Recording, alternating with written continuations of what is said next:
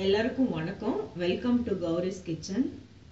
First time இன்னைக்கு ஆரம்பிக்கிறதுனால ஸ்வீட்டோட ஆரம்பிக்கலாம்னு நினைக்கிறேன். இது ஒரு சிம்பிளான ஸ்வீட், பிரெட்ல செய்யறது, பிரெட் ஜாமுன். இதுக்கு தேவையான இன்கிரீடியன்ஸ் பார்க்கலாம். மொத்தம் 5 இன்கிரீடியன்ஸ் தான். மெயின் இன்கிரீடியன்ஸ் ஒரு பெரிய loaf milk sweet bread. Sandwich bread எடுக்காதீங்க, ஏன்னா சால்ட்டாக இருக்கும், இது ஸ்வீட்டுங்கிறனால. அதனால sweet bread, milk sweet bread எடுத்துக்கோங்க. ஒரு பெரிய கிளாஸ் அளவுக்கு சுகர், எந்த கிளாஸ் அளவு சுகர் எடுக்கிறீங்களோ அதே கிளாஸ் அளவு தண்ணி, இந்த சுகர் சிரப் பண்ணுறதுக்கு. பிஞ்ச் ஆஃப் ஏலக்காய் பவுடர், இதுவும் சுகர் சிரப்பில் போடுறதுக்கு. அப்புறம் இது இந்த பிரெட்டை டீப் ஃப்ரை பண்ணுறதுக்கான சன்ஃப்ளவர் ஆயில். இவ்வளோதான், 5 இன்க்ரீடியன்ஸ் தான். சிம்பிள் இன்க்ரீடியன்ஸ் வச்சு ஈஸியாக பண்ணலாம். இது ஒரு நல்ல ஸ்வீட்டு, சிம்பிள் ரெசிபியாக இருக்கும். பிரெட் இப்போ கட் பண்ணியிருக்கேன். இந்த மாதிரி 2 பீஸாவும் கட் பண்ணிக்கலாம், ஒரு பீஸையும். இது கொஞ்சம் பெரிய இது வச்சு நிறைய ஆயில் வச்சு போடணும். இல்லைன்னா இந்த மாதிரி குட்டியாக 4 பீசஸாக ஸ்கொயராகவும் கட் பண்ணிக்கிட்டா கம்மியான ஆயிலில் ஃப்ரை பண்ணிக்கலாம். இது ஃபுல்லாக பிரெட் ஆயில் ஹீட் ஆகிறதுக்குள்ளே பிரெட் ஃபுல்லாக கட் பண்ணி எடுத்துக்கலாம். கட் பண்ணி எடுத்தாச்சு. எண்ணெய் வந்து சிம்மில் வச்சு காஞ்சிட்டு இருக்கு. பிரெட் கட் பண்ணுறதுக்குள்ள அது நல்லா காயறதுனால எண்ணெய் காஞ்சிட்டு இருக்கு.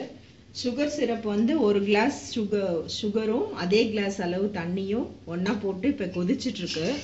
சுகர் நல்லா கரைஞ்சிட்டு ஃபுல்லாக கொதிக்க ஆரம்பிக்கும் போது டைம் பார்த்துக்கோங்க. அது நல்லா கொதிக்க ஆரம்பிச்சதுக்கு அப்புறம் 4 மினிட்ஸ் கொதிச்சா போதும்.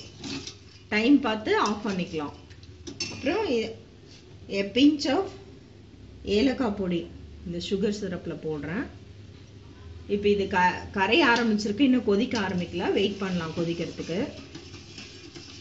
அதுக்குள்ள பிரெட்டை வந்து நம்ம ஆயில் இப்போ ஹையில் வச்சுட்டு ஆயில் நல்லா ஹீட் ஆனோடனே பிரெட்டை வந்து ரோஸ்ட் பண்ண ஆரம்பிக்கலாம். எண்ணெய் நல்லா காஞ்சிருச்சு, இப்போ மீடியம் ஃப்ளேமில் வச்சுக்கலாம். சுகர் சிரப் கொதிக்க ஆரம்பிச்சிருச்சு. இதுலேருந்து 4 மினிட்ஸ் இது டைம் பார்த்துட்ருக்கேன். அதுக்குள்ளே இதை ஃப்ரை பண்ணி எடுத்துக்கலாம். இது கொஞ்சம் எண்ணெய் நல்லா இழுக்கும். பிரெட்டு கொஞ்சம் சாஃப்ட் பிரெட்டாக இருந்தால் ரொம்ப இழுக்கும். கொஞ்சம் மில்க் பிரெட்லேயே ஹாட் பிரெட்டாக எடுத்துக்கோங்க. நான் மாடர்ன் பிரெட் எடுத்திருக்கேன், அது கொஞ்சம் எண்ணெய் கம்மியாக இழுக்குது என்னோட எக்ஸ்பீரியன்ஸில்.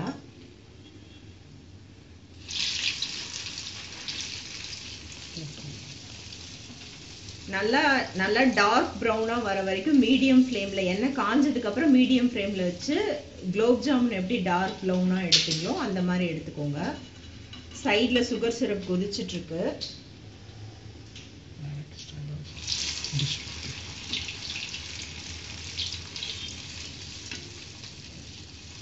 சுகர் சிரப் கொதிக்க ஆரம்பித்தோடனே அதுவும் சிம்மில் வச்சிடலாம். 4 மினிட்ஸ் கொதிக்கிறது, சிம்லேயே கொதிக்கலாம்.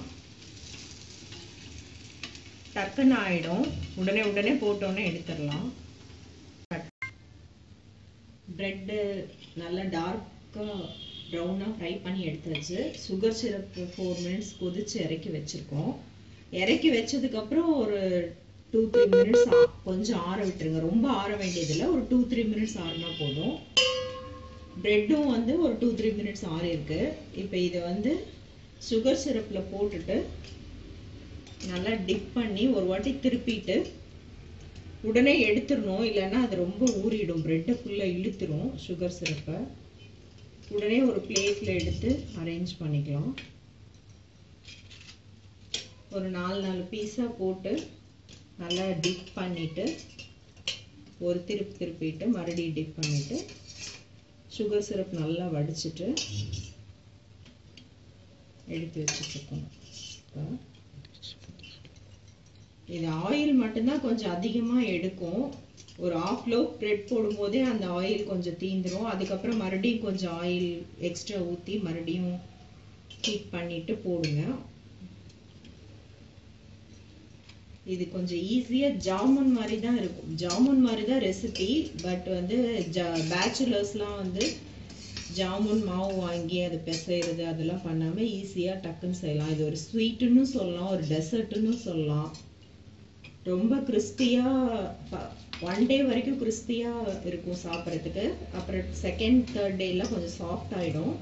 ஒரு 3 to 4 டேஸ் வச்சுக்கலாம், வெளியவே வச்சுக்கலாம். ஃப்ரிட்ஜ் இல்லாமல் வெளியவே 3 to 4 டேஸ் வச்சு யூஸ் பண்ணலாம். இன்னொரு இது அவங்க அதை லைக் பண்ணுவாங்க. இப்போ அவ்வளோதான், இது இப்போ ரெடி ஆயிடுச்சு. இது நல்லா ஆறினோடனே ஒரு கண்டெய்னரில் போட்டு டைட்டாக மூடி வச்சுக்கலாம். இந்த பிரெட் ஃபுல்லாக போட்டு எடுத்தோம்னா இந்த சிரப்பும் காலி ஆகிடும்.